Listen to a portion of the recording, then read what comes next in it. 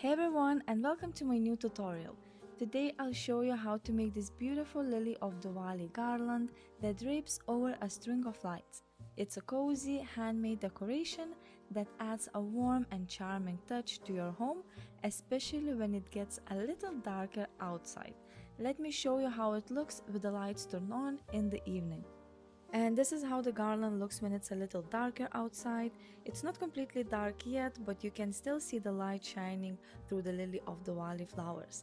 You can't really see the light through the darker color yarn, but with the white, light yellow, light pink, or any other light color yarn, the glow comes through beautifully, and I think it looks really lovely and adds a unique touch to your home decor. It's a simple and quick way to create and bring a warm, cozy touch into your space. Before we start our project, just a quick safety reminder that for this project I recommend using battery pack LED lights, which is low voltage and produce very little heat, so they are much safer for your crochet projects. Also, for extra safety, you can use LED lights with a timer. That's what I'm using for my garlands. Also, please do not use any older style of lights or those who produce a lot of heat. They can become a little dangerous when covered in a yarn or a fabric. Also, do not forget switch them off when you're leaving home or going to sleep. So let's stay safe and let's start our project. And let's talk about materials now.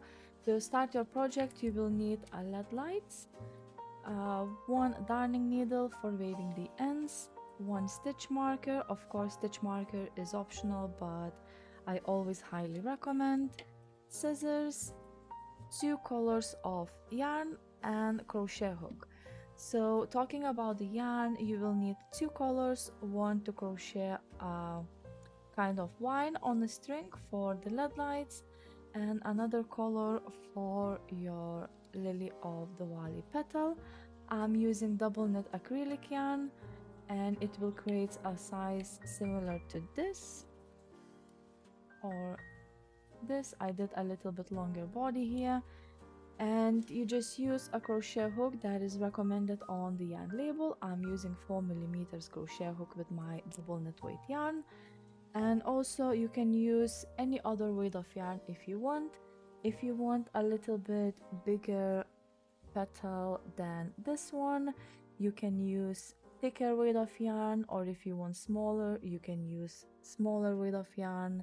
It's really up to you. And also you can use any other fibers if you prefer. The cotton works very well, but I don't have any colors to show you in the cotton, so I'll be using acrylic today. And I'm using this for the wine, and I will show you how to do lily of the valley petal in blue color because you can see stitches more clearly than with the white or the pink one. Now we're gonna start crochet our vine part, and we're gonna make single crochet stitches that wraps around this wire, and you will start from the edge of your LED lights, not from the LED light itself, but from the wire. So to do that, you need to make a slip knot, leave a longer yarn tail. You can twist like that, keep onto that X, push the working yarn under the loop, and grab it from inside the loop and tighten up. And grab your light. Now you will place your yarn on top of your light, on top of the part you will start crochet. We're gonna separate the yarn tail from the working yarn, so leave this yarn tail in the front and working yarn behind. Now you need to chain one and tighten up that chain one.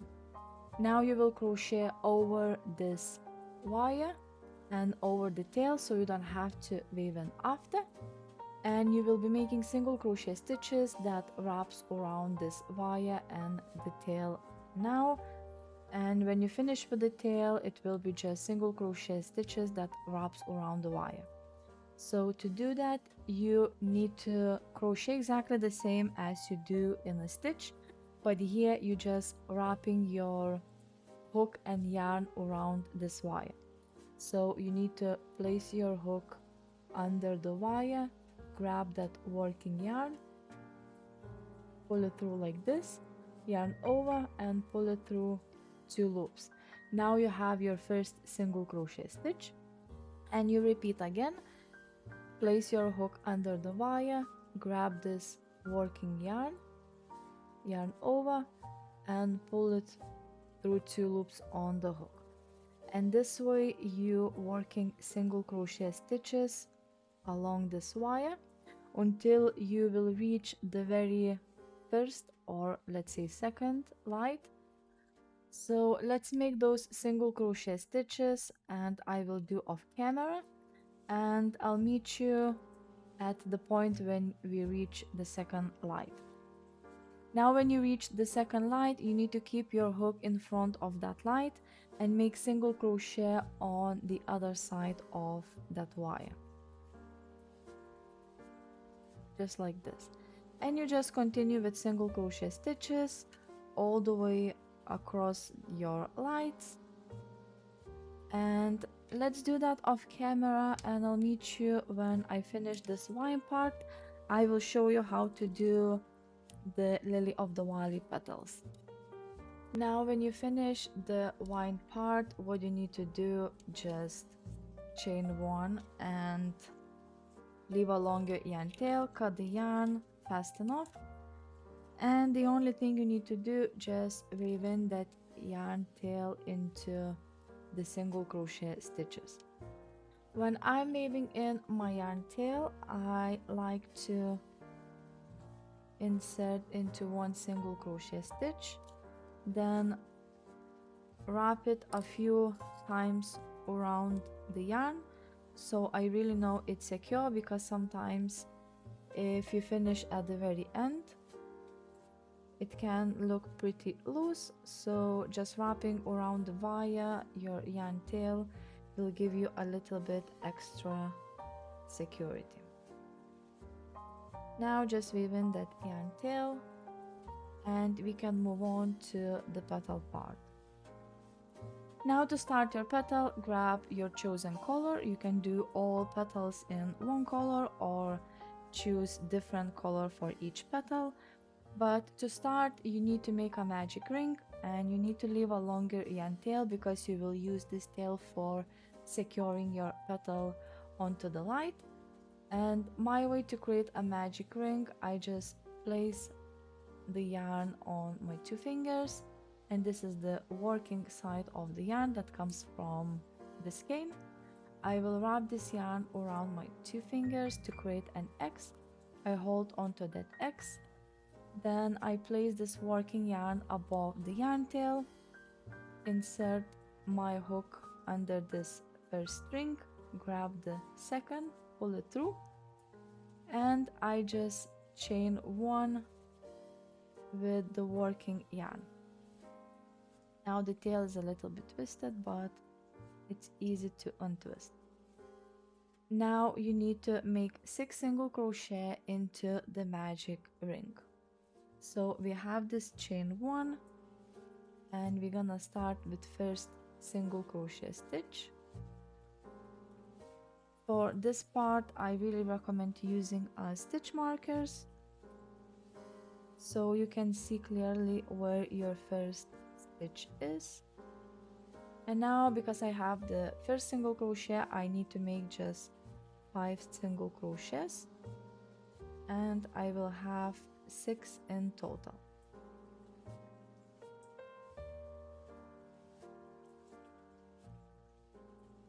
Now at this part, you can tighten up your magic ring a little bit by grabbing this tail, but do not tighten up a lot because you need to insert your petal through this loop onto the light. Now for the first row, you need to join with a first single crochet stitch by making a slip stitch. Now for the round 2, you need to chain 1, and you will be increasing in every single stitch. it means you will do 2 single crochet in each stitch, and at the end you will have 12 single crochets in total. So chain 1 does not count as the first stitch, and you will start into this very first where your chain 1 coming from. You make 1 single crochet, place a stitch marker back, and then you will make another single crochet into exactly the same space. So you have your first increase, and you repeat this all the way around, 2 single crochet into the next stitch, and then again 2 single crochet into the next, and you just do this all the way around. So let me finish off camera and I'll meet you at the very end. Now at the very end of round 2, you need to join your last single crochet with the first single crochet. So you just insert your hook into the very first single crochet, grab the yarn, pull it through, just make a slip stitch, tighten up.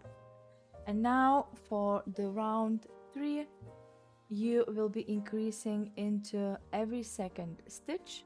So you need to chain 1. Chain 1 does not count as the first stitch, and you will make 1 single crochet into the very first stitch,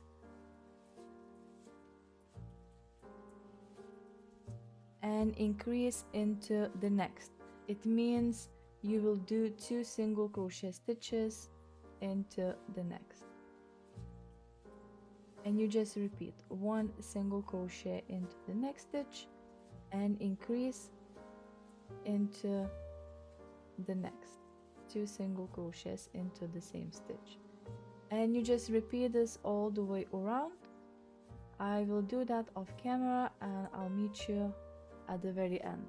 Also at the very end you should have 18 single crochet stitches around. At the very end you just join your round with a slip stitch, first single crochet with the last by making a slip stitch, tighten up. And for the round 4 to 7 you will be doing exactly the same for every round. You need to chain 1. Chain 1 does not count as the first stitch, and you will make 1 single crochet into that very first stitch, and you continue with 1 single crochet in each stitch around. Just keep in mind, after a few rounds 4 and 5 your work start to get like a ball shape, and this is the good side of your work. So let's make those rounds 4 to 7, and I'll meet you at the very end of the round 7. I finished my 7th round, and for the round 8 you will be decreasing every second stitch. So you need to chain 1 at the beginning, make 1 single crochet into this very first stitch, and now you will decrease through the front loops only. So where you see this V, here is the front loop, the first part of the V. You need to insert your hook into the next stitch front loop and the next stitch front loop as well. Now you yarn over, pull the yarn through those 2 front loops, yarn over, and pull the yarn through 2 loops on the hook. This way you have your first single crochet decrease. Now you will make 1 single crochet into the next stitch, and you decrease again the next 2 stitches into the front loop. So insert your hook into the next stitch front loop and the next stitch front loop as well, yarn over, pull the yarn through those front loops, yarn over, and pull the yarn through 2 loops on the hook. And at the end of this round you should have 12 stitches. Now you just repeat with 1 normal single crochet into the next stitch and 1 decrease around. Let's do that off camera and I'll meet you at the very end of this round. At the end of the round, just join your work with a slip stitch and tighten up. Now for the round 9, you will create 6 petals around your work, and one petal created from kind of one foundation stitch, which is one single crochet, half double crochet into the one stitch, and then into the next you're going backwards, you're making one double crochet, half double crochet, and single crochet. So this combination will create a one petal, and you need to have 6 petals around your work. So to start, you need to chain 1 and make one single crochet into the very first stitch. Then into the same stitch you need to make one half double crochet. So you need to yarn over, insert your hook into exactly the same stitch, grab the yarn, pull the yarn through the stitch, yarn over, and pull the yarn through all loops on the hook. Now you have your half double crochet stitch, and you need to make one double crochet into exactly the same stitch. So you need to yarn over, insert your hook into the same stitch, grab the yarn, pull the yarn through the stitch, yarn over, pull the yarn through 2 loops on the hook, yarn over, and pull the yarn through 2 loops on the hook. And now into the next stitch you need to go backwards. You will be making one double crochet stitch, one half double crochet into exactly the same space, and one single crochet into exactly the same stitch. Now you have your very first petal, and now into the next stitch you need to repeat again from beginning. So it will be one single crochet into this next stitch, one half double crochet into the same stitch, and one double crochet into the same stitch. Into the next stitch you're going backwards, one double crochet, one half double crochet into the same stitch, and one single crochet into the same stitch. Now you have your second petal around your work, and you will repeat this all the way around with this combination for one petal. I will put on the screen this combination so you can take a note and just repeat this all the way around. I'll meet you at the very end when we have all those 6 petals around. Now when you have all the 6 petals around, you need to join your round with a slip stitch, the last single crochet with the very first single crochet by making a slip stitch. Now you tighten up, cut the yarn, and fasten off. Now when you finish your lily of the valley, you need to weave in the yarn, and you leaving this yarn tail that coming from the inside with this little gap left here, and you first weaving in this outer yarn tail into the wrong side of the work. Usually I like to weave in just into the petal nearby. And now it's time to attach this to your lights. So you need to insert the light through that gap you left at the beginning where we had a magic ring and I said you don't need to tighten up. So you insert it, you turn this work wrong side out facing you and tighten up this tail. Now you need to weave in this tail into the work. And what I like to do, make sure it's really secure, just go around this very first row of your work where you had your magic ring and single crochet stitches. I like to go a few times around by tightening up the yarn as I go. And you can always check if it's enough tension. I can see my light sliding, so it means I need to tighten up a little bit more. So I will go one more time making sure I pull this yarn tightly but not too tight so I'm not gonna break it.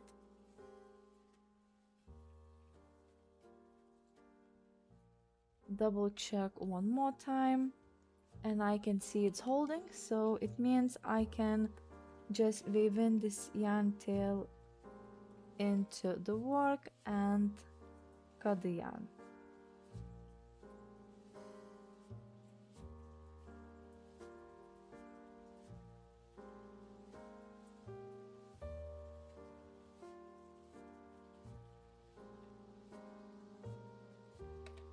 When you finish your turn your lily of Diwali into the good side, and this is how you have. You keep making those blooms and keep attaching to different lights. And that's how you made this beautiful lily of Diwali garland. I really love the combination of blue and white flowers, but unfortunately the light doesn't shine through the darker blue yarn very well.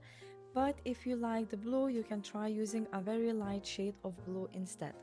Also, you can cover just part of your string lights or you can cover the entire length. Just don't forget to follow all the safety tips I mentioned at the beginning of the video when using lights with your garland. Thank you so much for watching my tutorial on how to make this Lily of Diwali garland. If you enjoyed this tutorial, I would really appreciate if you could give this video a thumbs up and subscribe to my channel.